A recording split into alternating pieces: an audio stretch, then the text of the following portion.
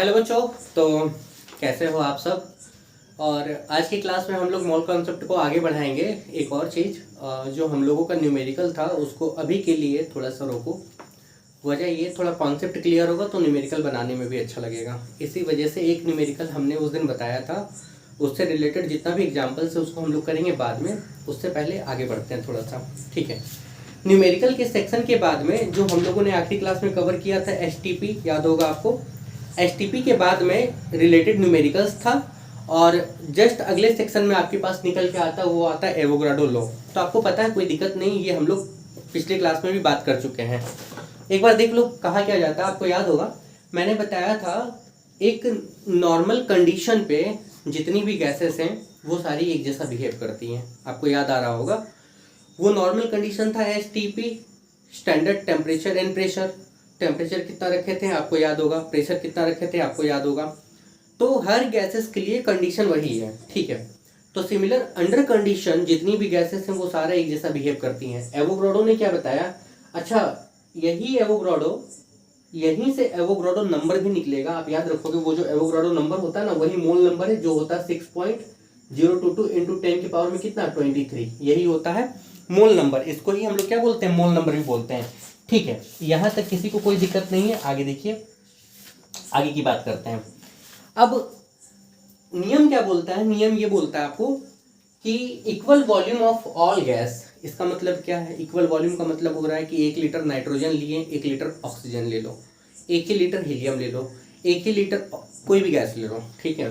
तो equal volume of all gases under similar condition, ये point important है कि सिमिलर कंडीशन पे मान लो कि 1 लीटर आप ऑक्सीजन लिए, 1 लीटर नाइट्रोजन लिए, 1 लीटर CO2 ले लिए, सबके लिए कंडीशन सेम था, सेम कंडीशन, ठीक है। सेम कंडीशन पे इन सब में क्या होगा, सेम नंबर ऑफ मॉलिक्यूल होगा। मॉलिक्यूल क्यों, क्योंकि आपको पता है गैस में मॉलिक्यूल होता है, गैस मॉलिक्यूल होता है, ठीक है। आपको बताएंगे आगे, ये सारी चीजें आप पढ़े हुए हो फिर भी। तो यहाँ क्या बोला गया, पहली बात सुनो, कंडीशन है सेम, ठीक है। वॉल्यूम है इक्वल, चाहे कोई गैस हो सब में सेम नंबर ऑफ वॉल्यूम होगा। और यहीं से मोल कॉन्सेप्ट निकल के आता है, ये मॉलिक्यूल होगा, यहीं से मोल कॉन्सेप्ट निकल के आता है। और वो मॉलिक्यूल कितना होगा, वो इतना मॉलिक्यूल होगा। इसके बारे में हम लोग फर्दर आगे डिटेल में पढ़ेंगे, बात करेंगे, टेंशन नहीं लेना है। ये नियम आपको याद रखना है तो रखो, नहीं रखना तो भी कोई दिक्कत नहीं, एग्जाम में पूछा नहीं जाता, इसलिए इस पर जोर नहीं देना। बस ये याद रखो कि चाहे आपके पास कोई गैस क्यों ना हो, कंडीशन सेम है और वॉल्यूम अगर सेम है तो उन सब में मॉलिक्यूल क्या होगा, सेम होगा, ठीक है। अब अगला टॉपिक आपके पास में निकल के आता है, इसको मिटा दें, इसका कोई काम नहीं है, ये समझ में आ रहा है आपको। देखो अगला निकल के आता है, जस्ट बुक के ही मतलब बुक से चल रहे हैं तो टॉपिक वाइज ही चल रहे हैं, स्किप नहीं किए हैं। न्यूमेरिकल छोड़ें, आगे करेंगे। कॉन्सेप्ट थोड़ा क्लियर करो। और मैं फिर बोल रहा हूँ, जो जो मैं कहता जा रहा हूँ, अगर मैं एक एक लाइन बोल रहा हूँ तो उसको भी आप दिमाग में डाल लो, कोई भी अननेसेसरी चीज मैं नहीं बोल रहा हूँ। एटम के बारे में आपको पता है, पहले भी पढ़ के आए हो, smallest particle of an element, किसी एलिमेंट का सबसे छोटा हिस्सा जिसको और ज्यादा छोटा नहीं किया जा सकता है, एटम होता है। अच्छा, एटम के अंदर क्या होता है, इलेक्ट्रॉन प्रोटॉन न्यूट्रॉन होता है, पता होगा। प्रोटॉन और न्यूट्रॉन न्यूक्लियस में होता है, प्रोटॉन पे प्लस चार्ज होता है, न्यूट्रॉन पे कोई चार्ज होता नहीं है। इलेक्ट्रॉन चारों तरफ रिवॉल्व करता है, इतना पता होगा, अलग अलग ऑर्बिट में, KLMN। पहले ऑर्बिट में 2 इलेक्ट्रॉन होता है, फिर 8 होता है, फिर 18 होता है, फिर 32 होता है। नियम क्या बोल रहा था, किसी सेल में इलेक्ट्रॉन का जो काउंटिंग कर रहे थे वो किस नियम से था, 2n² से। अगर याद है तो भी ठीक है, नहीं है तो भी ठीक है, कोई बात नहीं। एटम पता है। मॉलिक्यूल क्या होता है, जब 2 या 2 से ज्यादा एटम केमिकली कंबाइन करें, मतलब बॉन्ड बना ले, ऐसे नहीं फिजिकली कॉम्बिनेशन नहीं होता है, केमिकली कंबाइन करें, कोई बॉन्ड बना ले तो उसी को आप बोलते हैं मॉलिक्यूल। ऐसे मॉलिक्यूल 2 तरह का होता है भाई, 2 तरह का मॉलिक्यूल, मतलब मॉलिक्यूल ऑफ एलिमेंट और मॉलिक्यूल ऑफ कंपाउंड, आप ऐसे बोल सकते हो। कहने का मतलब जैसे ये O2 है तो ये एक मॉलिक्यूल है जिसमें 2 एक ही जैसा एटम है, और एक ये CO2, इसमें 3 है। देखो 2 ऑक्सीजन का, एक आपके पास में आ गया कार्बन का, तो ये मॉलिक्यूल ऑफ एलिमेंट कहलाता है, ये मॉलिक्यूल ऑफ कंपाउंड कहलाता है। जैसे ये हो गया NH3 हो गया, जैसे C2H4 ये हो गया, देखो 2 कार्बन का 4 हाइड्रोजन का है, तो अलग अलग ना। तो ये एलिमेंट हो गया, अगर एक ही जैसा हो जाए कंपाउंड हो गया। तो अब उतना डिटेल आपको नहीं पढ़ना, पहले पढ़ के आए, मॉलिक्यूल जानो जब 2 या 2 से ज्यादा एटम आपस में क्या करता है, केमिकली कंबाइन करता है, ठीक है। एटोमिसिटी क्या होता है, एटोमिसिटी ये बताता है कि the number of atom in a molecule, किसी मॉलिक्यूल में कितना एटम है। एग्जांपल मोनो एटॉमिक, मोनो मतलब एक, अगर एक एटम है, सिंगल एटम है, दैट इज मोनो एटॉमिक। जैसे कि आपके पास में आर्गन है, हीलियम है, आयरन भी हो जाएगा यहाँ पे, ठीक है, एल्युमिनियम भी हो जाएगा यहाँ पे, सिलिकॉन भी यहाँ पे हो जाएगा, तो all these are monoatomic. Diatomic generally gases होती हैं, ठीक है, जैसे ऑक्सीजन हो गया, नाइट्रोजन हो गया। ट्राइएटॉमिक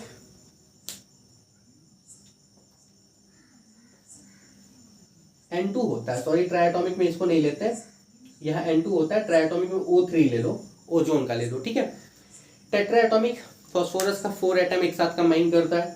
ऑक्टाएटॉमिक सल्फर का 8 एटम एक साथ कंबाइन करता है। एक और चीज बताते हैं, हम लोग मोनो एटॉमिक, डायटॉमिक पढ़ते हैं, ट्राइएटॉमिक के बाद में सबको पॉलीएटॉमिक बोला जाता है। पॉलीएटॉमिक का मतलब होता है जिसमें बहुत सारे एटम्स एक साथ आ जाए। मतलब हम लोग मोनो पढ़ते हैं एक, डाई पढ़ते हैं 2, ट्राई 3 पढ़ लो कोई दिक्कत नहीं, लेकिन 4 के बाद टेट्रा पेंटा नहीं करते, हम लोग सबको पॉलीएटॉमिक बोलते हैं। पॉलीएटॉमिक का मतलब होता है जिसमें बहुत सारे एटम्स हो। तो ये वो चीजें जो आप पहले कभी ना कभी पढ़ के आए हो, तो इसके पीछे दिमाग नहीं लगाना है, ठीक है। आगे बढ़ते हैं, इसको मिटाते हैं, उसके बाद हम आपको आगे समझाते हैं कि हम लोग चलेंगे कैसे, ठीक है। एक और इसी में है, मतलब इसी आपके पेज पे और दिया हुआ है, वो दिया हुआ आपको याद होगा, लास्ट क्लास में हम लोग गैस-लूसेस लॉ पढ़ के आए थे, ठीक है। क्या था, कॉम्बिनेशन था ना गैस के लिए, आपको याद होगा। तो यहाँ पे आपको बताया गया अगला, एवोगाड्रो जो लॉ है वो एक्सप्लेन करता है गैस-लूसेस लॉ को। छोड़ दो, कोई दिक्कत नहीं है, हम आपको फिर बोल रहे हैं कि ये इंपॉर्टेंट नहीं है। मतलब ये कि वो जो नियम था ना गैस-लूसेस लॉ ऑफ कॉम्बिनेशन वाला, उसी नियम को एवोगाड्रो लॉ से भी आप वेरीफाई कर लोगे, यही चीज आपको बोला गया है। इसके जस्ट बाद आपको बोला गया Avogadro law predict atomicity of gases. अब ये कैसे करता है, ये जब हम लोग न्यूमेरिकल बनाएंगे ना, तो वहां पे आपको बता दिया जाएगा, अदरवाइज इसमें कुछ है नहीं विशेष। एक आपके पास में दिया गया है, Avogadro law helps to determine the molecular formula of a gaseous compound. ये कैसे होता है, ये भी हम लोग क्या करेंगे, जब न्यूमेरिकल बनाएंगे तो आपको समझा देंगे। मतलब ये जो 2 टॉपिक हम छोड़ रहे हैं, नॉट सो इम्पॉर्टेंट, चाहो तो एक बार ऐसे ही बुक लेके झांक सकते हो। मैंने पहले भी बताया हुआ, जो इम्पोर्टेंट है इस पूरे सीरीज में हम लोग उतना ही करेंगे, ठीक है। देखो बच्चों, 5A में ऐसे विशेष कुछ नहीं है, पूरे चैप्टर में थ्योरी बोल के कुछ है नहीं। हम आपको बार बार बोल रहे हैं, जोर आपको देना है न्यूमेरिकल वाले सेक्शन पे, एग्जाम में न्यूमेरिकल से ही सबसे ज्यादा क्वेश्चन बनता है। 5B में आ जाते हैं। 5B में स्टार्टिंग कहाँ से हो रहा है, हम वहां से अभी स्टार्ट नहीं करेंगे। मतलब 5B का जो टॉपिक है वो बुक से नहीं चल रहे हैं, थोड़ी देर के लिए मेरे कॉन्सेप्ट को फॉलो करो, उसके बाद ये चलते हैं, ठीक है। मेरे कॉन्सेप्ट के हिसाब से चले तो सबसे पहले देखो, हाँ आज की क्लास थोड़ी लंबी हो सकती है, आधे घंटे की नहीं हो सकता, थोड़ा ज़्यादा हो जाए, 1 घंटे के आसपास का हो जाए, तो ये नहीं बोलना सर आप बोले थे शॉर्ट वीडियो डालेंगे। कहीं अगर ज़रूरत होगा तो उसको लंबा भी किया जाएगा, ये याद रखोगे, क्योंकि बुक का नहीं है, ये टॉपिक मेरा है, मतलब कॉन्सेप्चुअल है, तो कॉन्सेप्ट क्लियर आपको करना बहुत जरूरी है। सबसे पहले देखो, कभी ना कभी आप ये चीज़ करके आए हो, अगर पता है तो बहुत अच्छी बात है। जैसे मान लो आपके पास में ये है O2 और आगे हम आपके पास में 3O2 दे दें सपोज, और अगर हम तुम आपसे पूछे कि भाई इसमें एटम कितना है वो बताओ और इसमें मॉलिक्यूल कितना है वो बताओ, ठीक है, एक ये। और अगर हम एक ये दे दें कि मान लो सिर्फ 3O कर दें, ये O है, याद रखोगे, ठीक है।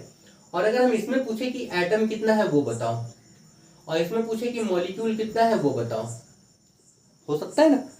या सिंगल मान लो हम आपको ये दे दें O2, अब हम आपको बोले कि इसमें एटम कितना है वो बताओ और इसमें मॉलिक्यूल कितना है वो बताओ, ठीक है। ये 3, एक ये आपके पास में 2 है, ये आपके पास में 3 है, ये 3 के लिए। देखो प्यारे बच्चों मेरी बात सुनो, कभी भी आपको अगर इस फॉर्मेट में मिले, किस फॉर्मेट में, मान लो E मतलब एलिमेंट हुआ, इसके नीचे कुछ हो गया, इसके आगे कुछ हो गया, अगर इस फॉर्मेट में मिले, M नीचे N मतलब आगे, ठीक है। उल्टा लिख रहे हैं तो हो सकता है थोड़ा सा दिक्कत हो लिखने में, लेकिन आप समझ लेना। तो याद रखोगे अगर इस फॉर्मेट में हो तो ये जो आगे वाला है ये आपको मॉलिक्यूल रिप्रेजेंट करेगा। क्लास 8 में आपको पढ़ाया गया होगा, अगर नहीं गया है तो यहाँ देखो, बहुत हेल्प मिलेगी, ठीक है। और N इंटू M जो है ये रिप्रेजेंट करता है एटम को, अगर इस फॉर्मेट में, मतलब ये मल्टीप्लाई है, देखो इसी फॉर्मेट में तो है। मॉलिक्यूल आगे वाला, यानी कि इसके पास 3 मॉलिक्यूल है, ठीक है। और इसके पास एटम कितना है भाई, 3 मॉलिक्यूल है ना। इसको कैसे लिख सकते थे, इसको ऐसे लिख सकते थे, एक ऑक्सीजन, एक ऑक्सीजन, एक ऑक्सीजन, भाई एक गधा एक गधा एक गधा, ओवरऑल कितना 3 हुआ ना, ठीक है। एक के पास 2 एटम, एक के पास 2 एटम, एक के पास 2 एटम, टोटल कितना 6, वही ना। देखो 3 × 2 इसको लिख सकते थे, 3 × 2, मतलब अगर इस फॉर्मेट में हो तो आगे वाला मॉलिक्यूल बताता है, इन दोनों का प्रोडक्ट क्या बताता है, एटम बताता है, ठीक है। सिर्फ इस फॉर्मेट में हो अगर सिर्फ इस फॉर्मेट में हो तो यहाँ एटम है, याद रखोगे ये एटम है 3, मॉलिक्यूल यहाँ पे नहीं है, इसमें मॉलिक्यूल नहीं है। क्यों? इसको आप ऐसे लिखोगे O plus O plus O। Oxygen का ये एटम है, मॉलिक्यूल नहीं है, क्योंकि आपको पता है ऑक्सीजन के मॉलिक्यूल, एक मॉलिक्यूल में 2 एटम होता है, तो ये एटम है, सिंगल एटम है, ये मॉलिक्यूल नहीं है। यहाँ पे एटम की बात करें 2, यही ना। अच्छा छोड़ दो अभी थोड़ी देर के लिए, यहाँ देखो मॉलिक्यूल कितना है, हम बताएं आगे कुछ नहीं तो 1 हो सकता है ना भाई, तो हम बताएं आगे वाला मॉलिक्यूल बताता है, ठीक है, और इन दोनों का जो प्रोडक्ट है वो क्या बताएगा, एटम बताएगा, तो इन दोनों का प्रोडक्ट क्या हो गया 2, आगे वाला हो गया 1। यानी कि ऑक्सीजन के पास ये देखो O है ना, तो ये इसको ऐसे लिख सकते थे ना, तो एक मॉलिक्यूल में 2 एटम है। आई होप क्लियर है, अगर नहीं क्लियर है तो कोई दिक्कत नहीं है, ठीक है, बस आपको ये समझना है। देखो ये अभी मोल कॉन्सेप्ट में इसकी जरूरत नहीं है, बस समझो न्यूमेरिकल्स में बहुत इंपॉर्टेंट रोल ये प्ले करेगा। अगर इस फॉर्मेट में मिले तो इस फॉर्मेट में, तो आगे वाला मॉलिक्यूल इन दोनों का प्रोडक्ट क्या होगा, एटम बताता है, ठीक है, थोड़ी देर के लिए। अब याद रखोगे जैसे ही हम लोग मोल में आ जाएंगे, मोल कॉन्सेप्ट में जैसे ही आ जाएंगे, अच्छा मोल कॉन्सेप्ट क्या है, मोल क्या है, एवोगाड्रो एक साइंटिस्ट का नाम था, उन्होंने एक नियम दिया, नियम ये दिया, under the similar condition equal volume of gases contain equal number of molecule. और वो नंबर कितना था, वो नंबर था आपके पास में 6.022 इंटू 10 के पावर में कितना 23, यही वो नंबर है, ठीक है, यही वो नंबर है, मतलब इतना नंबर होगा। अब 10 के पावर में 23 का मतलब आपको समझाते हैं, 1 मिनट रुकिएगा आप सारे बच्चे। इसी को हम लोग बोलते हैं एवोगाड्रो नंबर, इसी को हम लोग बोलते हैं मोल नंबर, याद रखोगे मोल नंबर भी इसी को बोलते हैं, ठीक है। इतनी चीजें क्लियर है, आगे बढ़ते हैं। अगर आपको कोई दिक्कत होगा तो आप कमेंट करोगे। ये लेक्चर आपके लिए बहुत इंपॉर्टेंट है, इसको मिस किया न्यूमेरिकल मिस हो जाएगा, ये याद रखेंगे सारे बच्चे, ठीक है, इसलिए इसको मिस नहीं करना, एक एक लाइन एक एक वर्ड। आगे सुनो, देखो पहली बात सुनो, मोल कुछ नहीं है, एक नंबर है। हम आपसे बोले मोल कॉन्सेप्ट, आप चैप्टर सारे बच्चे बोलते हो क्या पढ़े, मोल कॉन्सेप्ट हार्ड है, मोल कॉन्सेप्ट हार्ड है, मोल कॉन्सेप्ट बहुत हार्ड है, हार्ड नहीं है, यहां से स्टार्ट हो रहा है आपका मोल कॉन्सेप्ट। मोल कॉन्सेप्ट में मोल एक नंबर है और कुछ नहीं है, ओनली एक नंबर है। ये कितना नंबर है, ये है 6.022 इंटू 10 के पावर में 23, इसको राउंड फिगर में हम लेते हैं 6 इंटू 10 के पावर में 23। अब एक बात सुनो प्यारे बच्चों, 10 के पावर में 7 1 करोड़ होता है, 10 के पावर में 23, सोच रहे हो मिलियन बिलियन ट्रिलियंस में ये नंबर है, इतना है। अब एवोगाड्रो ने क्या बताया था उसको एक्सप्लेन कर देते हैं यहां से। उन्होंने बताया था कि इक्वल वॉल्यूम ऑफ गैसेस ना, मतलब मान लो 1 लीटर अगर आप ले लिए ऑक्सीजन, 1 लीटर अगर आप ले लिए नाइट्रोजन, 1 लीटर अगर आप ले लिए कार्बन डाइऑक्साइड, सब 1 लीटर, सब है एसटीपी पे, स्टैंडर्ड टेम्परेचर एंड प्रेशर, सबके लिए सेम है भाई। क्लास का इन्वायरमेंट तुम्हारे लिए भी सेम होगा, तुम्हारी वाली के लिए भी सेम होगा, उसकी वाली के लिए भी सेम होगा, सबकी वाली के लिए भी सेम होगा, जो सिंगल है उसके लिए भी होगा, जो इंगेज है उसके लिए भी होगा। मजाक में है, सीरियस मत ले लेना, चलो ठीक है। तो ये हो गया सिमिलर कंडीशन, ये हो गया इक्वल वॉल्यूम। अब एवोगाड्रो ने ये बताया था अंडर द सिमिलर कंडीशन, ठीक है, equal volume of all gases contain same number of molecule. इसमें कितना मॉलिक्यूल होगा, इसमें इतना मॉलिक्यूल होगा, 6 इंटू 10 के पावर में 23, हल्का भारी हो सकता है। इसमें कितना होगा, इसमें भी इतना होगा, इसमें कितना होगा, इसमें भी इतना होगा। अब जरूरी नहीं कि एक ही लीटर में होगा, एक एग्जांपल लिए, ये 1 लीटर नहीं, आप बोला नहीं कि सर 1 लीटर अगर हम ऑक्सीजन ले ले तो उसमें इतना होगा, जी नहीं, बात 1 लीटर की नहीं है, बात है इक्वल वॉल्यूम की, हम एग्जांपल में ले लिए, ठीक है, मतलब जितना वॉल्यूम इसका लोगे, जितना वॉल्यूम इसका लोगे, जितना वॉल्यूम इसका लोगे, अगर इसमें इतना है तो इसमें भी इतना होगा, इसमें भी इतना होगा, उनका यही कहना था। और ये होगा, ये किस में होगा अभी हम आपको समझाते हैं थोड़ी देर में, बस वेट करो, बस समझो। कहने का मतलब गैस चाहे कोई भी लो, अगर एसटीपी पे है, कंडीशन सेम है, तो सब में मॉलिक्यूल सेम होगा, याद रखोगे, ठीक है। अगर इसमें 10 होगा मॉलिक्यूल तो इसमें भी 10 होगा, इसमें भी 10 होगा, अगर इसमें 20 होगा तो इसमें भी 20 होगा, इसमें भी 20 होगा, अगर इसमें 40 होगा, इसमें 40 होगा, इसमें 40 होगा। यही था एवोगाड्रो का लॉ। आई होप क्लियर है, ठीक है, आगे बढ़ते हैं। ये समझ में आ गया एवोगाड्रो का लॉ, चलिए आगे बढ़ते हैं बच्चों। थोड़ी देर के लिए भूल जाओ क्या पढ़ा है, वापस से आते हैं, ठीक है। थोड़ा धीरे चलेंगे, आराम से चलेंगे, चैप्टर बहुत इंपॉर्टेंट है, आसान करेंगे। अगर हम तुमसे बोलें कि बच्चों एक काम करो, बाजार जाओ और मेरे लिए 1 डजन केला ले आओ। हिंदी मीडियम केला, अंग्रेजी मीडियम केला को कुछ और बोलता होगा तो अलग बात है, पर केला बनाना। तो 1 डजन केला में कितना केला? 12 केला। यही ना बच्चों, सिंपल। अगर हम तुमसे बोले कि 1 डजन पेन लाओ, मतलब कितना पेन लाओगे? 12 पेन लाओगे। अगर हम तुमसे बोले 1 डजन चेयर ले आओ बाजार से, तो कितना लाओगे? 12 चेयर लाओगे। अगर हम तुमसे बोले 1 डजन कुछ भी लाओ, यहाँ पे एनीथिंग, तो तुम क्या लाओगे? 12 ही तो लाओगे। मतलब अल्टीमेट 1 डजन क्या रिप्रेजेंट कर रहा? Only number. ठीक है, 1 डजन का मतलब नंबर, केवल 1 डजन में 12 होता है। 1 डजन केला 12 केला है, 1 डजन हाथी 12 हाथी, 1 डजन बुर्ज खलीफा 12 बुर्ज खलीफा, 1 डजन, अब क्या बताएं, 1 डजन मतलब 12, 1 डजन अंकित सर 12 अंकित सर। ठीक है, इसी तरीके से प्यारे बच्चों एक स्कोर होता है। मान लो 1 स्कोर केला, तो कितना? आई थिंक 20 ही होता है, एक बार देख लेना, 20 केला। इसी तरीके से 1 स्कोर मान लो चेयर लाना है, तो कितना? 20 चेयर। ठीक है, इसी तरीके से मान लो 1 स्कोर एटम लाना है, तो कितना एटम लाओगे? 20 एटम लाओगे। ठीक है, और यही चीज यहाँ पे आ जाता है मोल में। मान लो 1 मोल केला लाना है, तो मोल बताएं, मोल का मतलब कितना होता है? 6.022 इंटू 10 के पावर में कितना? 23 क्या केला। लेकिन ये ट्रिलियंस में चला गया, बिलियन ट्रिलियंस में चला गया, बहुत है ये नंबर। इसी तरीके से 1 मोल चेयर लाना है, तो कितना चेयर? इतना चेयर लाएंगे। ठीक है, इसी तरीके से मान लो 1 मोल पेन लाना है, तो कितना पेन लाओगे? इतना पेन लाओगे। मतलब मोल बता क्या रहा है? अल्टीमेट नंबर ही तो बता रहा है। इसी तरीके से अगर हम 1 मोल एटम की बात करें, तो कितना एटम? कितना एटम? कितना एटम? इतना 6.022 इंटू 10 के पावर में 23 एटम। आई होप क्लियर, कोई दिक्कत नहीं है। ठीक है, इसी तरीके से अगर हम बात करें 1 मोल मॉलिक्यूल की, याद रखोगे तो कितना molecule?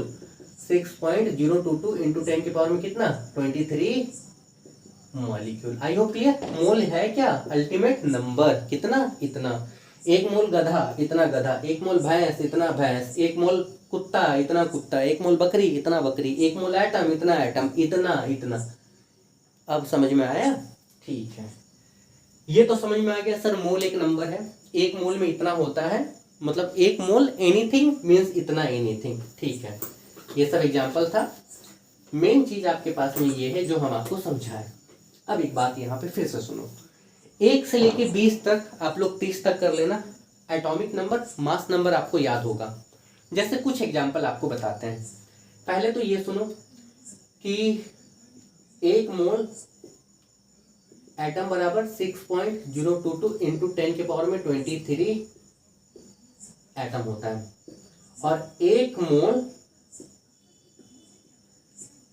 Molecule equal to 6.022 into 10 के पावर में 23 मॉलिक्यूल होता है। ये वो चैप्टर है जो बहुत हार्ड लगता है बच्चों को, देखो कितना आसान लगेगा। ठीक है, अब हम बता रहे हैं 1 से लेके 20 तक आपको एटॉमिक नंबर, मास नंबर याद रखना है, बहुत जरूरी है। कुछ कुछ पकड़ते हैं, जैसे एग्जांपल ले लो कि मान लो ऑक्सीजन का पकड़ते हैं, जैसे ले लो नाइट्रोजन का पकड़ते हैं, जैसे ले लो मैग्नीशियम का पकड़ते हैं, जैसे ले लो कैल्शियम का पकड़ते हैं। ठीक है, जैसे ले लो कार्बन का पकड़ते हैं, जैसे ले लो किसका ले लो? सोडियम का ले लो, सोडियम का पकड़ते हैं।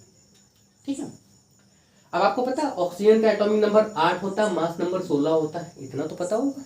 ठीक है, नाइट्रोजन का 7 होता है एटॉमिक नंबर, ये होता है 14। मैग्नीशियम का 12 होता है, ये होता है 24। यहाँ तक तो कोई दिक्कत नहीं है, ये सब तो पता है ना। इसका 20 होता है, ये 40 होता है, इसका 6 होता है, ये 12 होता है, इसका 11 होता है। एटॉमिक ऊपर वाला मास होता है, इतना पता है ना कि देखो मान लो कोई एलिमेंट नीचे है तो एटॉमिक नंबर नीचे होता है, मास नंबर ऊपर होता है। एटॉमिक नंबर को जेड से दिखाते हैं, मास नंबर को ए से दिखाते हैं, ये सब पता है ना, कोई दिक्कत नहीं। ये भी पता होगा जितना एटॉमिक नंबर होता है उतना ही इलेक्ट्रॉन होता है, उतना ही प्रोटॉन होता है, और मास नंबर क्या होता है? प्रोटॉन प्लस न्यूट्रॉन के बराबर होता है, इतना सब पता होगा। नहीं पता है तो जानो।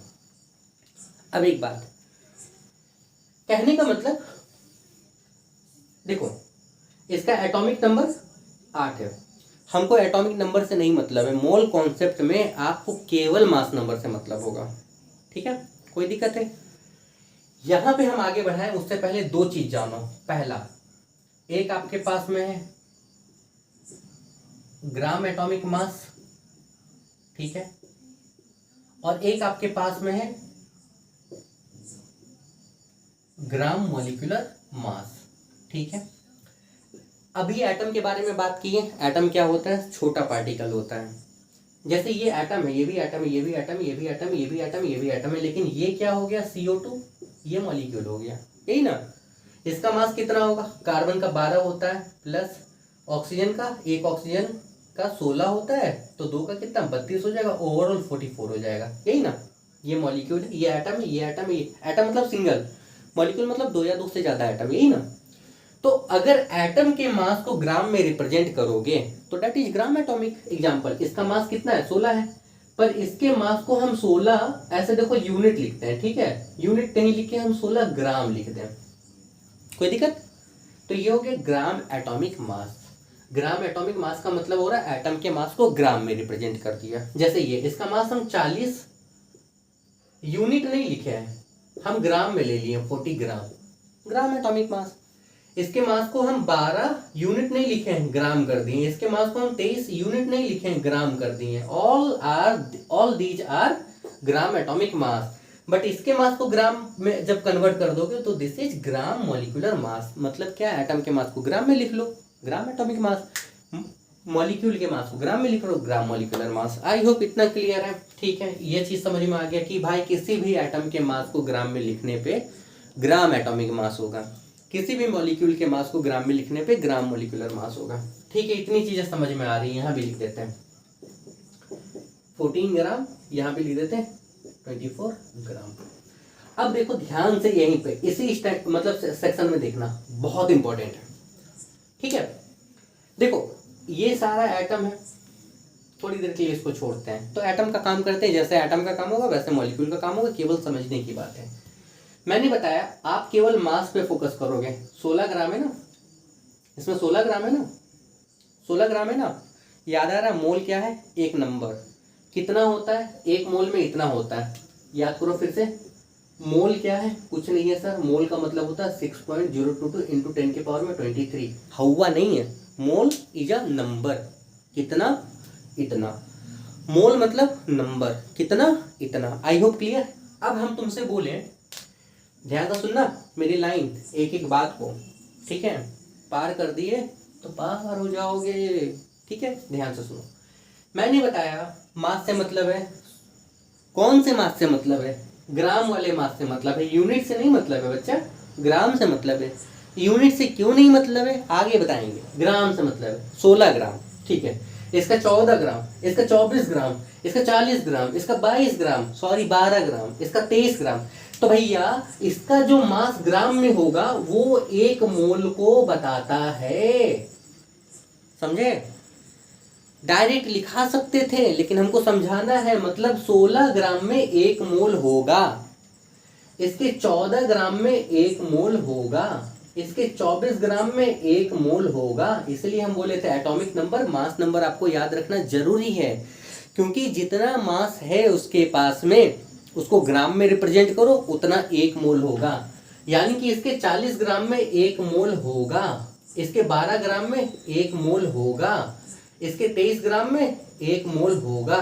इसका क्या मतलब है, एक मोल में कितना एटम, एक मोल में कितना एटम, एटम है ना, ये तो एटम है ना, एक मोल में कितना एटम, इतना एटम। यानी कि 6.022 इंटू 10 के पावर में 23 एटम।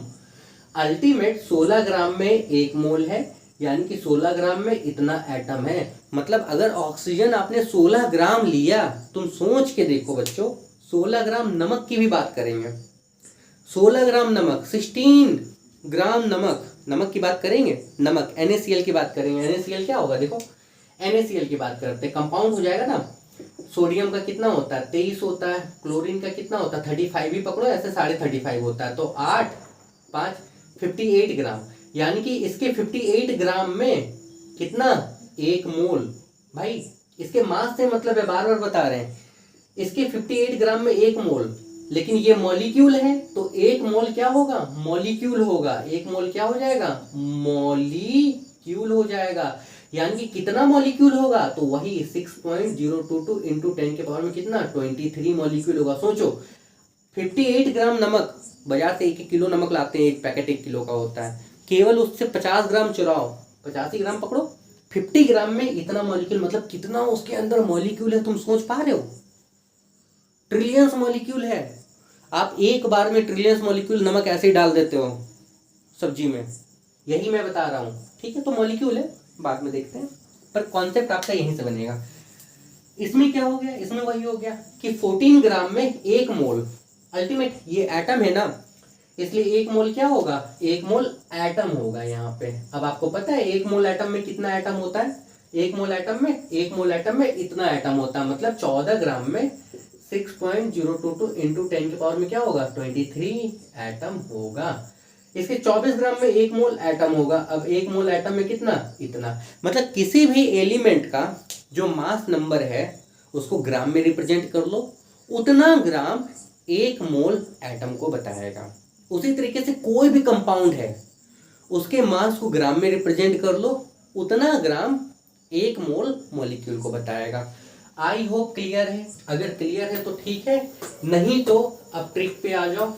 ठीक है, इतना मैंने समझा दिया। मैं कह रहा हूँ कि पहली एक ही क्लास ये लंबी होगी जो आपको समझना है, ठीक है, और पूरा समझना है, इसमें कंजूसी नहीं कर सकते हो आप। ठीक है, नहीं तो सब खत्म, सब खत्म। बुक में कुछ नहीं है, थ्योरी नहीं है बुक में बच्चों।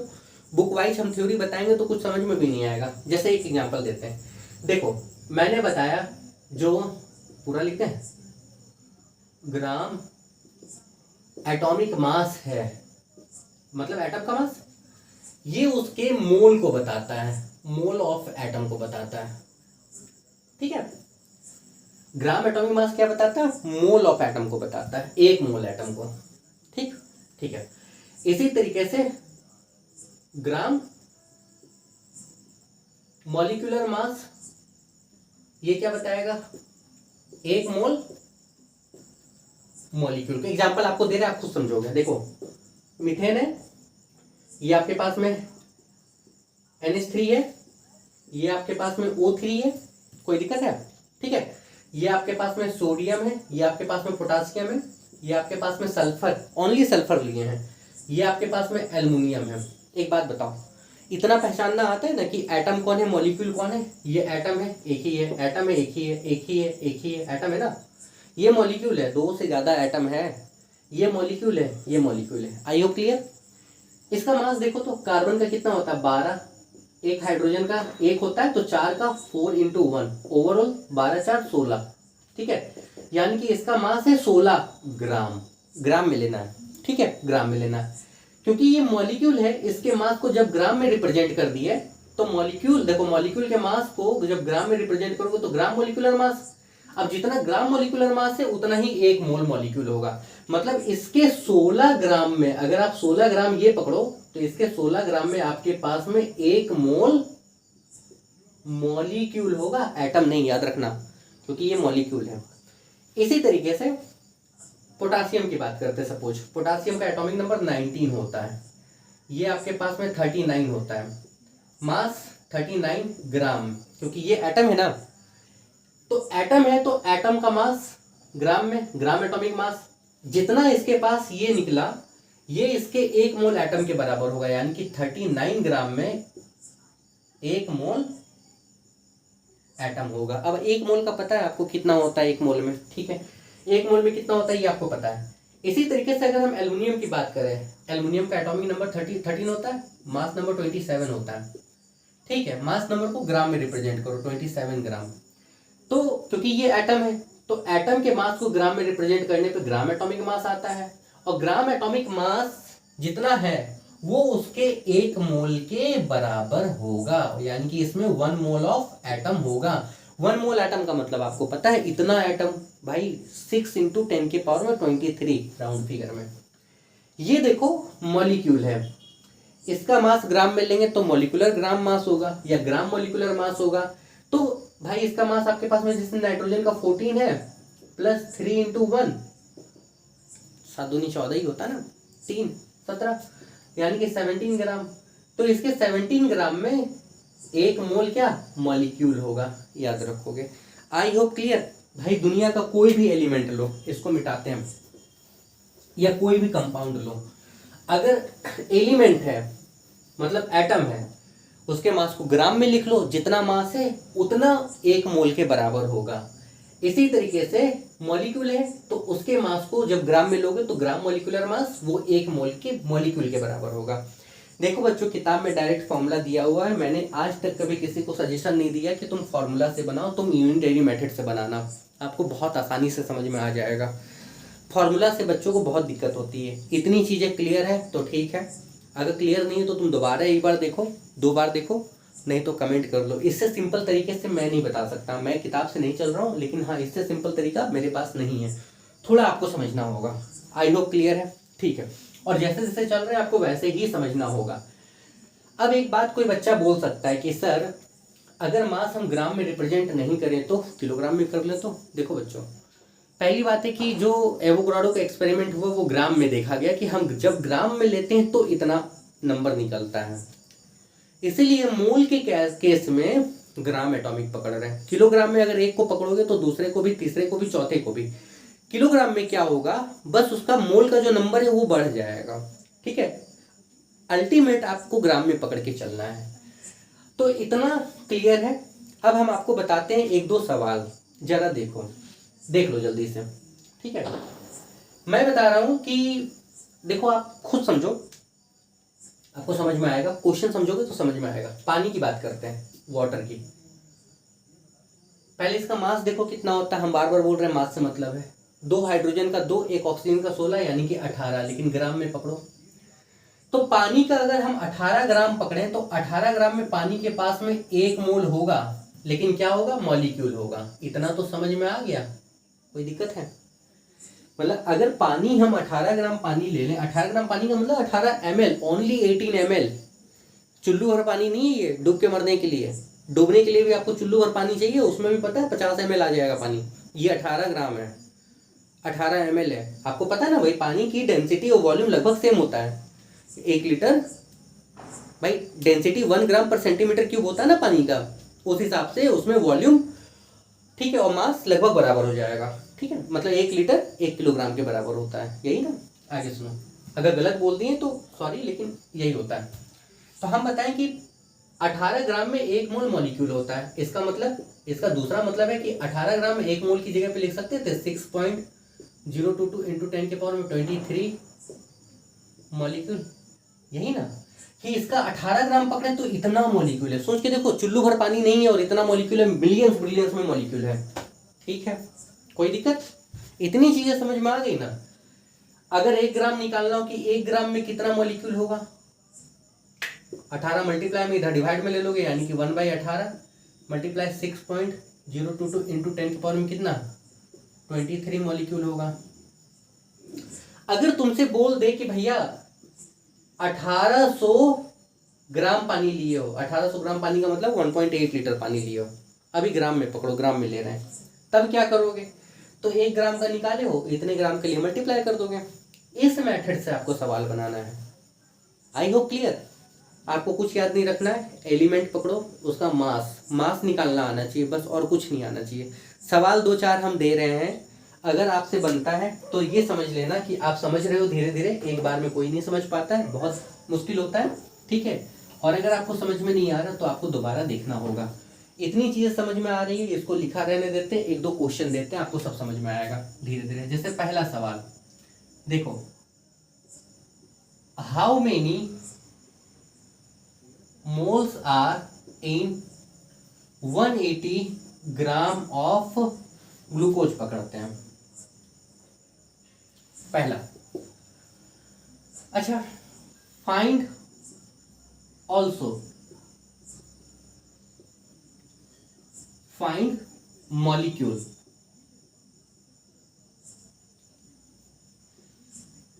ऑफ ग्लूकोज, ठीक है। दूसरा सुनो,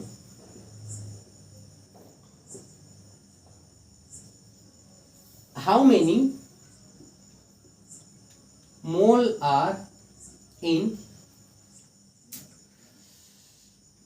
88 ग्राम ऑफ CO2। सेम सवाल, ऑल्सो फाइंड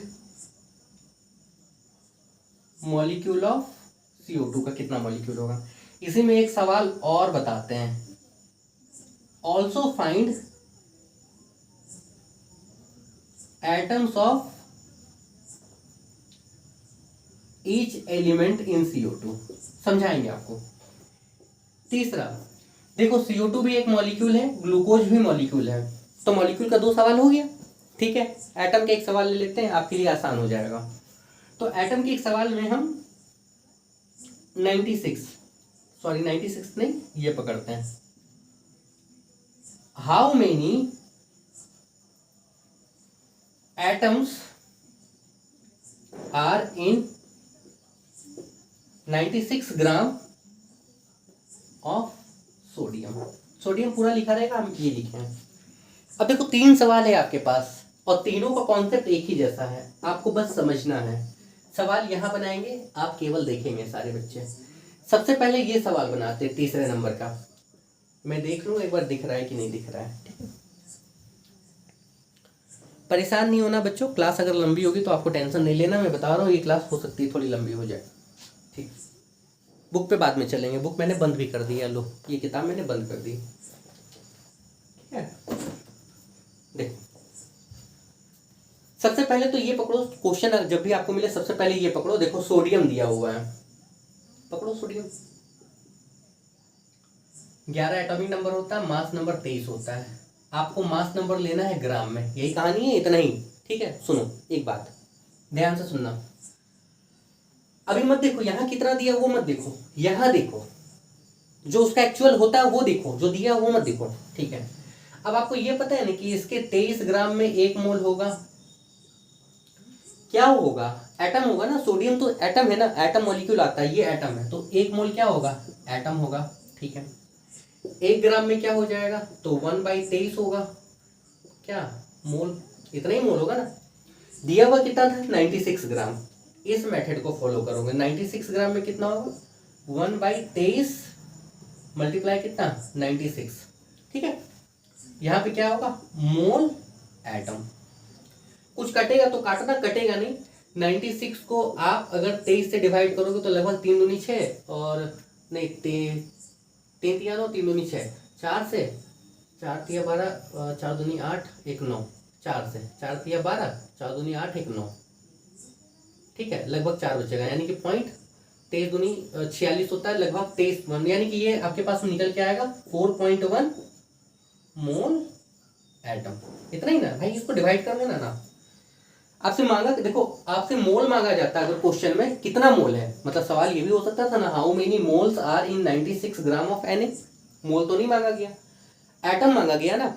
अब तुमको ये पता है कि 1 मोल में, ये पता है ना कि 1 मोल में कितना एटम होता है, भाई है इतना, पर 1 मोल में होता है 6.022 इंटू 10 के पावर में कितना, 23 एटम। सवाल बन गया, मल्टीप्लाई कर लेना।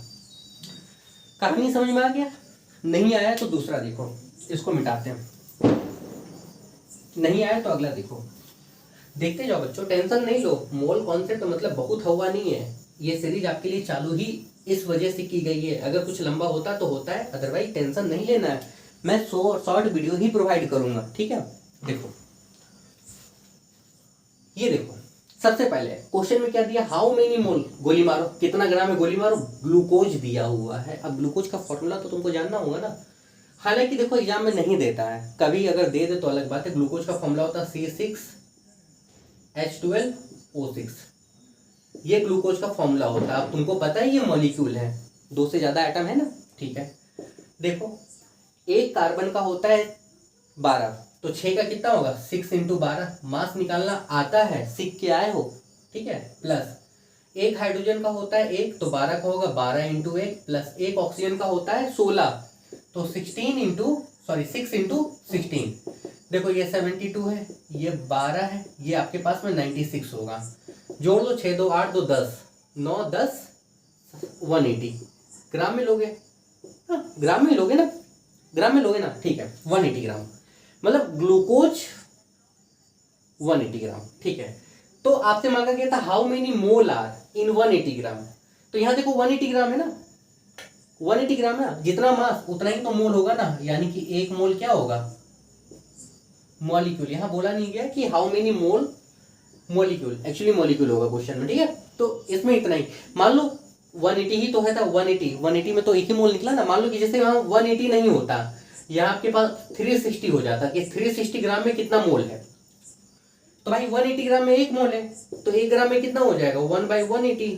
तो 360 ग्राम में कितना हो जाएगा, 360 ग्राम में कितना हो जाएगा, तो 1/180 मल्टीप्लाई कितना 360 मोल मॉलिक्यूल, यानी कि कितना आएगा 2 आएगा, यानी कि 2 मोल आएगा। ये समझ में आ रहा है ना भैया, 180 ग्राम में 1 मोल तो 360 ग्राम में 2, ठीक है। इसके बाद वाला जो ये क्वेश्चन है ये इंपॉर्टेंट है, इसको बहुत अच्छे से देखना, हम सब मिटा रहे हैं, ठीक। इसके बाद हम आपको बुक की तरफ लेके चलेंगे, समझाएंगे आपको। देखो एक सवाल, क्वेश्चन में मैंने क्या बताया, क्या दिया है वो पकड़ो, कितना ग्राम दिया वो मत देखो। देखो CO2 की बात की गई है, सबसे पहले CO2 पकड़ो। मास देखो, एक कार्बन का 12, ठीक है, इसका 12 हो गया। 2 है ना, एक ऑक्सीजन का 16 होता है, 16 दूनी 32, यानी कि 32, ये 44 आ गया, यानी कि ग्राम में लो 44 ग्राम। अब आपको पता है ये 44 ग्राम में इतना समझ में आ गया ना कि 1 मोल मॉलिक्यूल होगा। मॉलिक्यूल क्यों, क्योंकि ये मॉलिक्यूल है, ठीक है। तो 1 ग्राम में कितना होगा 1/44 मोल मॉलिक्यूल होगा। दिया हुआ कितना है 88 ग्राम, तो भाई 88 ग्राम में कितना होगा 1/44 मल्टीप्लाई 88, यानी कि ये आपके पास में आ गया 2 मोल मॉलिक्यूल। देखो 2 मोल है, तुमसे सवाल बोला गया हाउ मेनी मोल, मोल तो इतना आ गया 2 मोल है, ठीक है। How many mole, how many mole नहीं, how many mole of molecule होगा। एक्चुअली मोल किसका निकल रहा था, मॉलिक्यूल का निकल रहा था ना, ठीक है। दूसरा बोला गया ऑल्सो फाइंड मॉलिक्यूल। अब मॉलिक्यूल बताओ कितना है, तो आपको पता है मोल में कितना होता है 6.022 इंटू 10 के पावर में कितना 23, और ये मॉलिक्यूल निकला, मल्टीप्लाई कर लोगे ये 440 12.044 इंटू 10 के पावर में कितना 23 मॉलिक्यूल। एक्चुअली इतना मॉलिक्यूल है उसमें, कोई दिक्कत। हर एटम का आपको, मतलब हर एलिमेंट का आपको एटम बताना है कि CO2 में कितना एटम है हर एलिमेंट का। ऐसे देखो CO2 में अगर हम एक CO2 पकड़ते हैं तो उसमें एक कार्बन है। हर एलिमेंट बताओ कितना है, मतलब कार्बन कितना है, ऑक्सीजन कितना है, ये बोला गया है, ठीक है। इसका मतलब ये है also find atom of each element in CO2, कितना एटम है। तो अगर एक CO2 पकड़ो तो उसमें एक कार्बन है, तो एक्चुअली कितना CO2 मॉलिक्यूल मतलब कितना है, इतना CO2 है ना। एक CO2 में एक कार्बन, तो नंबर ऑफ कार्बन कितना हो जाएगा, नंबर ऑफ कार्बन कितना हो जाएगा, इतना मॉलिक्यूल है ना। तो भाई इतना, यह राउंड फिगर में ले लिया, इतना एटम होगा किसका, कार्बन का। नहीं समझ में आया ये भाई, एक CO2 पकड़े तो एक कार्बन, 2 पकड़ेंगे तो 2 कार्बन, 3 पकड़ेंगे तो 3 कार्बन, इतना मॉलिक्यूल है ना, मोल इतना है ना, इतना मोल मॉलिक्यूल है ना, तो इतना मॉलिक्यूल है ना। तो इतने में कितना कार्बन होगा, इतना। ऑक्सीजन कितना होगा भाई, एक में 2 है, ये एक मॉलिक्यूल में 2 है, एक्चुअली एक मॉलिक्यूल नहीं है, इतना मॉलिक्यूल है ना, तो कितना होगा 2 होगा, यानी कि इसको 2 से मल्टीप्लाई कर लो, इतना एटम आपके पास में हो जाएगा। ऑक्सीजन का मल्टीप्लाई कर लो 24, मल्टीप्लाई कितना 10 के पावर में 23 एटम, ठीक है। यहाँ राउंड फिगर में ले लिए। आई होप ये क्लियर है, ठीक है। देखो बच्चों, अगर इसमें कोई दिक्कत होगी ना तो इससे रिलेटेड जो न्यूमेरिकल है वो हम लोग बाद में करेंगे, लेकिन डेफिनेटली आप कमेंट कर लेना, हाँ। और आपको पता है सारा वीडियो इस वक्त नए चैनल पे अपलोड हो रही है, तो आपको कंटिन्यू अप टू डेट रहना होगा, ताकि आप कमेंट करो तो आपके कमेंट का जवाब आप तक मिल जाएगा, ठीक है। इसको यहीं छोड़ते हैं, थोड़ा बुक देखते हैं, आपको समझ में आएगा। देखो अब 5B खोलो। 5B में सबसे पहले दिया हुआ आपके पास में रिलेटिव एटॉमिक मास। होता क्या है बाद में डिस्कस करेंगे, अभी रुकेंगे। इसके बाद में फ्रैक्शनल एटॉमिक मास, देखो एक होता है एटॉमिक मास, एक होता है रिलेटिव एटॉमिक मास, जिसको आप बोलते हो रिलेटिव एटॉमिक मास यूनिट होता क्या है, बात करेंगे बाद में, अभी नहीं। एक है आपके पास में रिलेटिव मॉलिक्यूलर मास। देखो जैसे एटॉमिक मास होता है ना वैसे ही मॉलिक्यूलर मास होता है, तो जैसे एटॉमिक मास का रिलेटिव निकालते हैं ना वैसे ही मॉलिक्यूलर मास का रिलेटिव निकालते, बताएंगे आपको। उसके जस्ट नीचे आपके पास में दिया है ग्राम एटॉमिक मास, इस वाले सेक्शन में ग्राम एटॉमिक मास बता चुके हैं। एटम के मास को ग्राम में रिप्रेजेंट करोगे, that is gram atomic mass. उसके नीचे दिया है ग्राम मॉलिक्यूलर मास, बता चुके हैं। जस्ट उसके नीचे दिया है मोल कॉन्सेप्ट, तो मोल कॉन्सेप्ट जितना मैंने उतनी देर में आपको बताया वही है। Mole concept means mole, mole means number, how many number, 6.022 into 10 के पावर में 23। एक मोल एटम मतलब इतना एटम, एक मोल मॉलिक्यूल मतलब इतना मॉलिक्यूल, एक मोल पेन मतलब इतना पेन, एक मोल बुक मतलब इतना बुक। आई होप क्लियर। ये सारी चीजें यहाँ तक आपको उतनी ही दी हुई हैं, ठीक है।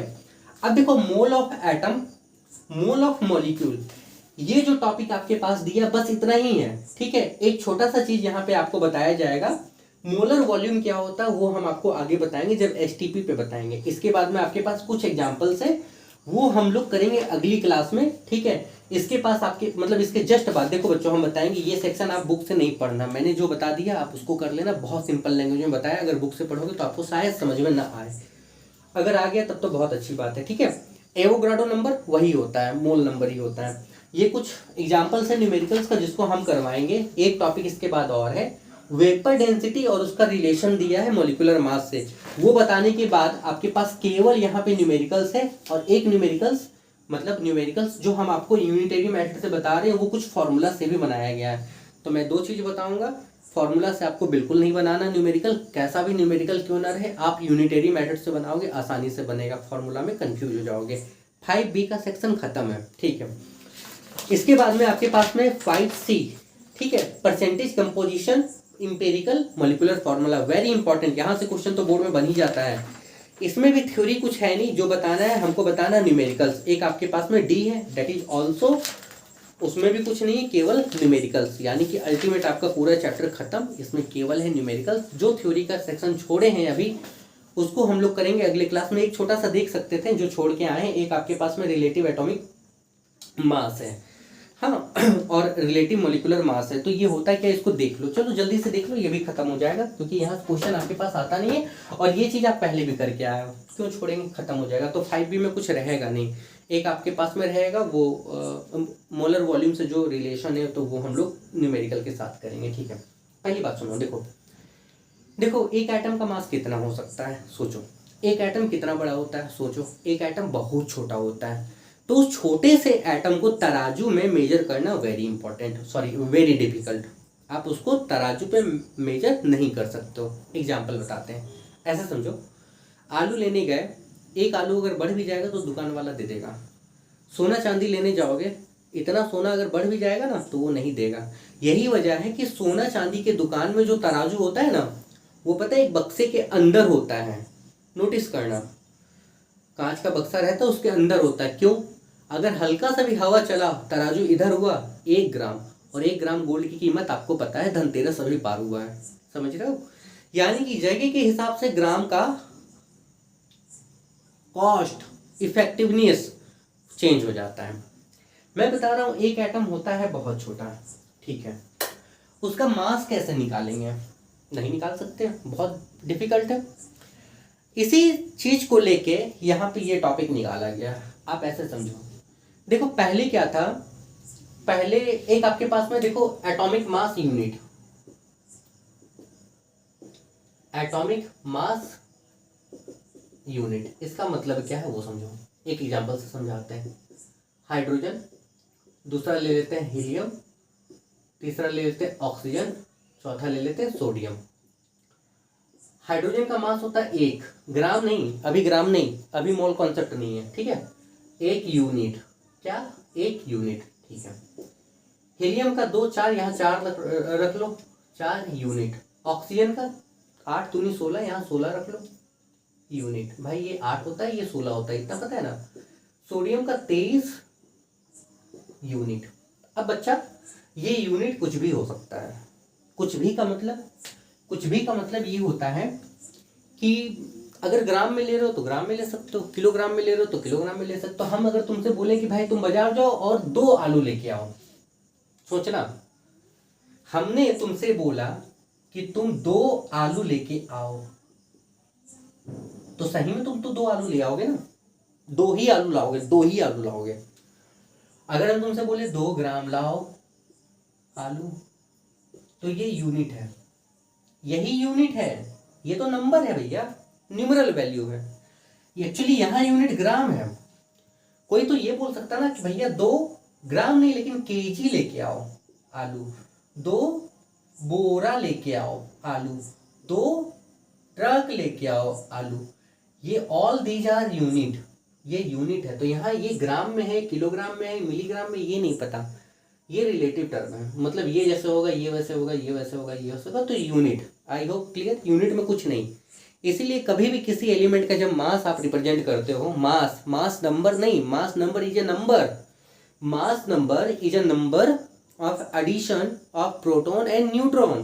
बट मास मतलब पूरे एटम का मास, याद रखोगे, ठीक है भाई। देखो एक एटम में क्या होता है, बीच में होता है प्रोटॉन प्लस न्यूट्रॉन, तो प्रोटॉन प्लस न्यूट्रॉन, इसको आप बोलते हो ए मतलब हो गया मास नंबर। मास नंबर का कोई यूनिट नहीं होता, देखो ये नंबर है, इसका कोई यूनिट नहीं है। बट इसके साथ में इलेक्ट्रॉन भी तो है ना चारों तरफ, और इलेक्ट्रॉन का मास आपको पता है नेग्लिजिबल है।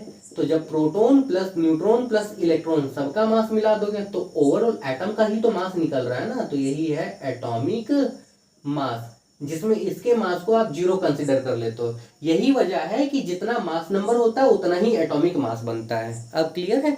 ये तो क्लास 8-9 का चीज था ना, अंकित सर केमिस्ट्री पढ़ाते नहीं है, लेकिन पढ़ाते हैं तो फिर अच्छा पढ़ाते हैं, ये याद रखोगे। अपने मुंह मियां मिट्ठू। ओके, एक बार ताली मार दो। चलो आगे देखो, समझ में आ गया ना? नहीं समझ में आया तो बस दिमाग में डालो, ये सब 8-9 का चीज है, ठीक है। अब आगे बताते हैं आपको, सुनो। तो मैंने बताया कि यूनिट क्या होता है, ये आपको समझ में आ गया। ये यूनिट है, कुछ भी हो सकता है। यूनिट का मतलब ग्राम, मिलीग्राम, सेंटीग्राम, कुछ भी हो सकता है। किलोग्राम में हो सकता है, ठीक है। लेकिन एटम है ना, इसका मास आप थोड़ा ना किलोग्राम में लोगे। बोलोगे 1 किलोग्राम ऑक्सीजन लेके आओ भैया, नहीं बोल सकते ना, बहुत हल्का होगा, बहुत हल्का होगा, ठीक है। अब एटॉमिक मास यूनिट एक्चुअली होता क्या है, इसको और डिटेल में समझो। ऐसे समझो, इस तरीके से, मान लो ए है एक लड़का, इसका मान लो वेट अगर आपके पास में 1 ग्राम है, सपोज ग्राम है, 1 ग्राम है, और बी कोई लड़का है जिसका वेट आपके पास में 18 ग्राम है, तो आपको नजर आ रहा है कि ये वाला इससे 18 टाइम्स ज्यादा है, ठीक है। इसी तरीके से सी है, देखो ये 17 ग्राम है, तो आपको नजर आ रहा है इससे 17 टाइम्स ज्यादा है। क्यों? इससे कंपेयर करना क्यों आसान है? क्योंकि ये 1 है, 1 से कंपेयर करना आसान हो गया। आई होप क्लियर। तो जब कंपेयर करेंगे, देखो एटॉमिक मास यूनिट हम आपको समझा दिए, जब कंपेयर करने लगेंगे तो that is relative atomic mass. Relative atomic mass, relate कर रहे हो एक को दूसरे से। अच्छा एक बात बताओ, मान लो ए का आपके पास में है 23 ग्राम, सपोज ए का 23 ग्राम है, और बी का आपके पास में है मान लो हम 50 ग्राम बताएं। अब बोल सकते हो ये इससे कितने टाइम्स ज्यादा है? नहीं, प्रॉब्लम होगा, फ्रैक्शन में आने लगेगा वैल्यू। समझ में आ रहा है ना बच्चों, क्या समझाना चाह रहे हैं? आपको पता है हाइड्रोजन का 1 होता है मास। चलो इसको मिटाते हैं, फिर समझाते हैं, आपको समझ में आएगा। देखो हाइड्रोजन को थोड़ा डिटेल में ही देख लो, ठीक है। पहले हाइड्रोजन समझो, 1 होता है। हाइड्रोजन के पास इलेक्ट्रॉन 1 है, हाइड्रोजन के पास प्रोटॉन 1 है, हाइड्रोजन के पास एटॉमिक नंबर Z 1 है, हाइड्रोजन के पास मास नंबर 1 है। इतनी चीजें समझ में आ रही हैं। मास नंबर होता है, मास नंबर को लिखते हो प्रोटॉन प्लस न्यूट्रॉन 1। प्रोटॉन तो 1 हो ही गया, न्यूट्रॉन 1, 1 1 कैंसिल, यानी कि हाइड्रोजन के पास न्यूट्रॉन नहीं होता है, ये याद रखोगे। और इसका मास नंबर 1 होता है। तो पहले किसी भी एलिमेंट का जो मास हम लोग रिलेट करते थे वो हाइड्रोजन से करते थे। हाइड्रोजन से क्यों करते थे भाई? हाइड्रोजन का 1 होता है। देखो हाइड्रोजन का 1 होता है मतलब 1 ग्राम ले लो, 1 केजी ले लो, 1 मिलीग्राम ले लो। और सोडियम का कितना होता है? तो सोडियम का आपके पास में होता है 23 ग्राम ले लो, 23 केजी ले लो, 23 mg ले लो। तो सिंपल सा रिलेट करने का आसान तरीका, हाइड्रोजन से ये 23 टाइम्स ज्यादा है। मैग्नीशियम का पकड़े तो मैग्नीशियम का 24 ग्राम होता है, तो हाइड्रोजन से ये 24 टाइम्स ज्यादा है। एल्युमिनियम का पकड़ो तो एल्युमिनियम का 27 ग्राम है, तो हाइड्रोजन से ये 27 टाइम्स क्या है, ज़्यादा है। थोड़े समय के बाद में हाइड्रोजन को हटा दिया गया, हाइड्रोजन से कंपेयर नहीं करते हैं। वजह क्या है? वजह ये क्योंकि हाइड्रोजन के पास में न्यूट्रॉन नहीं होता है, बाकी सबके पास में न्यूट्रॉन होता है। 118 एलिमेंट में एकमात्र हाइड्रोजन ही ऐसा है जिसको प्रोटियम बोलते हो। इसमें ध्यान से सुनो, न्यूट्रॉन देखो, इसको प्रोटियम क्यों बोलते हैं आपको पता होगा। आइसोटॉप 3 होता है हाइड्रोजन का, ठीक है, प्रोटियम, ड्यूटेरियम और ट्रिटियम। क्यों? वजह यह है कि हाइड्रोजन का, मान लो ये एटम है, एटम का न्यूक्लियस है, इसमें बीच में प्रोटॉन और न्यूट्रॉन होता है, तो यहाँ सिर्फ प्रोटॉन होता है, न्यूट्रॉन तो है नहीं यहाँ पे। और इलेक्ट्रॉन एक ही होता है, चारों तरफ कहीं एक इलेक्ट्रॉन है। इलेक्ट्रॉन का मास बहुत कम होता है, इलेक्ट्रॉन के मास को नेग्लेक्ट कर दो, बचा क्या? प्रोटॉन। प्रोटॉन से निकल के आ गया protium. That's why hydrogen is also known as protium. I hope clear. तो हाइड्रोजन का न्यूट्रॉन नहीं होता है, इसी वजह से हाइड्रोजन अधूरा है। अधूरा का मतलब ऐसा समझो भाई सिंगल है जिंदगी में, उसके पास कुछ नहीं है। अब कुछ नहीं, अधूरे आदमी को कोई देखना नहीं चाहता है दुनिया में, मतलब पार्टनर का होना बहुत जरूरी है। हटा दिया गया हाइड्रोजन। वैसे भी सुनो ना, इसके मास में सबसे ज्यादा रोल प्ले होता है P+N, यही तो मास है ना। ए मतलब मास, मतलब मास नंबर, और जितना मास नंबर उतना ही एटॉमिक मास, यही तो आपको पता है। तो न्यूट्रॉन है ही नहीं, आधा अधूरा है। हाइड्रोजन को हटा दिया गया, मतलब हाइड्रोजन से कंपेयर नहीं करेंगे, हाइड्रोजन से रिलेट नहीं करेंगे। किससे रिलेट करें? अब दिक्कत यहाँ पे ये है, सुनो दिक्कत क्या है ये समझो। दिक्कत ये है कि हाइड्रोजन जैसा कोई चाहिए, तो हाइड्रोजन जैसा देखा गया तो ये मिला। कार्बन के पास भी 3 आइसोटोप है, C612, C613, C614। ये वाला रेडियो एक्टिव है, याद रखोगे, ये वाला रेडियो एक्टिव है। अच्छा बच्चों, एक और चीज बता रहे हैं, मैं पढ़ाता जा रहा हूँ, आपको समझ में आ रहा है नहीं आ रहा, आप डेफिनेटली क्रिटिसाइज करोगे कमेंट में। ये मेरा हम्बल रिक्वेस्ट है आपसे, आप कमेंट में डेफिनेटली क्रिटिसाइज करो। अगर समझ में नहीं आ रहा है, मुझे क्या बताना है, कैसे बताना है, कितना डिटेल बताना है, ये भी आप कमेंट कर लो। अच्छा पढ़ा रहा हूँ तो भी कमेंट कर लो, ठीक है। उससे मुझे क्या होगा कि हाँ थोड़ा सा मुझे लगेगा कि चलो किसी को समझ में आ रहा है। और अगर पढ़ाने में कोई मिस्टेक हो रही तो क्रिटिसाइज करो। मैं पहला ऐसा टीचर हूँगा जो बोल रहा है कि क्रिटिसाइज करो, ठीक है। तो ये है रेडियो एक्टिव। तो हाइड्रोजन के जैसा ये है। दिक्कत क्या है? दिक्कत ये कि इसका मास होता है 12 ग्राम, उसका 1 ग्राम था हाइड्रोजन का, तो कंपेयर करना आसान हो रहा था ना, 1 से कितने टाइम्स। इससे कंपेयर करना मुश्किल है। अगर इसको 1 बना दे तो आसान हो जाएगा। आसान कैसे होगा? सुनो, इसको 1 कैसे बना सकते हैं, इसको 1 ऐसे बना सकते हैं, 1/12 से इसको मल्टीप्लाई कर लो, आ जाएगा 1। आपकी किताब में AMU करंट एडिशन अभी हम लोग जो पढ़ते हैं वो यही बताया गया है। एटॉमिक मास यूनिट क्या? 1/12, ठीक है। कार्बन C612 के 1 एटम का मास, यहाँ पे लिख लो 1 एटम का मास, इसी को एटॉमिक मास यूनिट बोला जाता है। मतलब पहले जो हाइड्रोजन के लिए था, हाइड्रोजन से कंपेयर कर रहे थे, अब किससे करेंगे? C612 के मास का 1/12 से, 1/12 से, that is atomic mass unit. Relative atomic mass unit क्या हो जाएगा? RAMU। RMU भी होता है, RAMU भी होता है, ठीक है, कोई दिक्कत नहीं। ये क्या हो जाएगा? ये हो जाएगा किसी एक एटम के, किसी भी एटम के, किसी भी एलिमेंट के, किसी भी एलिमेंट के, मान लो जिंक का ले लो सपोज, या मान लो कैल्शियम का ले लो सपोज, ऑक्सीजन का ले लो, इसके एक एटम का मास इतने से पूरे से 1/12 इंटू C612 से कितने टाइम ज्यादा है। वही ना, देखो भाई इस पूरे का वैल्यू कितना आ रहा है, इस पूरे का वैल्यू कितना आ रहा है, इस पूरे का वैल्यू 1 ही तो आ रहा है ना, अल्टीमेट 1 ही तो निकल रहा है, इससे कितने टाइम्स ज्यादा है। ये है रिलेटिव एटॉमिक मास। जो 2 टॉपिक छूटा था उसको मैंने कोशिश किया है बहुत अच्छी तरीके से समझाने का। अगर समझ में आया तो ठीक है, नहीं समझ में आया तो कोई बात नहीं, आपके एग्जाम में ये पूछा जाने वाला नहीं है। इससे पहले मैंने जितना भी बताया वो पूछा जाने वाला है। अगर उसमें कहीं कोई दिक्कत है तो डेफिनेटली मुझे कमेंट करके बताओ, आपको 1 दिन का समय मिल जाएगा। इसीलिए इस लेक्चर को मैंने क्या किया, लंबा कर दिया। अब आपके पास में कि केवल क्या करना है, खेला हो बेक, न्यूमेरिकल का खेला हो बेक, खाली खेला हो बेक। थ्योरी का पोर्शन आपके एग्जाम में नहीं पूछा जाएगा, ओनली खेला हो बेक। तब तक के लिए ऑल द बेस्ट, ठीक है। चलिए सारे बच्चे अपना अपना ख्याल रखें और अच्छे से पढ़ाई करें।